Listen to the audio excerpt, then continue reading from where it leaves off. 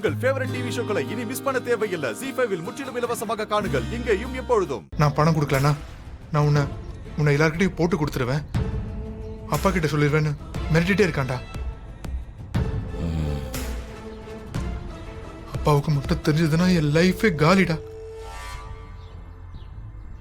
கண்மணி என்ன தூக்கி போட்டு போயிருவா. எனக்கு டேய் டேய் டேய் டேய் என்ன பண்றது? ஆளாத, யாரா பாத்திர போறாங்க. எனக்கு கை கால நடுங்குதுடா, பயமா இருக்குடா. ராத்திரியில படுத்தா தூக்க வர மாட்டேங்குதுடா. எப்போ எப்போ என்ன நடக்கணும் திக்கு திக்கு திக்கு திக்குன்னு இருக்கு. அதனாலதான் பதட்டத்துல அவன் கேட்கும் போதெல்லாம் பணத்தை கொடுத்துட்டு இருக்கேன். இதை நான் கண்டுபிடிச்சதுக்கு அப்புறம் எனக்கு சொல்ற, தனியா பிரச்சனையை சமாளிக்கிற அளவுக்கு வந்துட்டீங்களோ? இன்னைக்கு உன்னை மிரட்டி பணம் வாங்கினவன் நாளைக்கு அப்பாட்ட போவான், அடுத்து அண்ணிக்கிட்ட போவான், எல்லார்த்தையும் பிளாக்மெயில் பண்ணுவான். இவனெல்லாம் வளர விடக்கூடாது, அது யாருக்கும் நல்லதும் கிடையாது. நான் என்னடா பண்றது மாறா?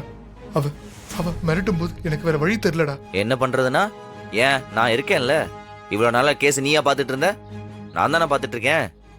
என்கிட்ட சொல்லாம நீயாவே போய் பணத்தை கொடுத்துட்டு, முட்டாள். யாரா பாத்துருந்தா என்னடா பண்ணுவ? இதுதான் உனக்கு லாஸ்ட் வார்னிங். இதுக்கப்புறம் இது சம்பந்தமா நீ எதுலையுமே தலையிடாத. நான் தனியாவே சமாளிச்சுக்கிறேன். அந்த விட்னஸ்னு ஒரு கேரக்டர் இருக்கிறதே நீ மறந்துரு, புரியுதா? சரிடா. டேய், இந்த திருட்டு மொழி முழிச்சிட்டு திருட்டு வேலை பண்ணி மாட்டிக்காத ராகவா. அதுக்கப்புறம் உன்னை காப்பாற்ற யாராலையும் முடியாது, ஞாபகம் வச்சுக்கோ.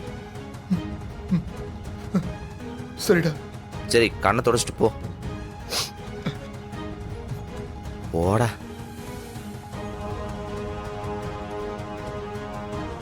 ZEE5 ஆப்பை டவுன்லோட் செய்து அனைத்து எபிசோடுகளையும் இலவசமாக பாருங்க.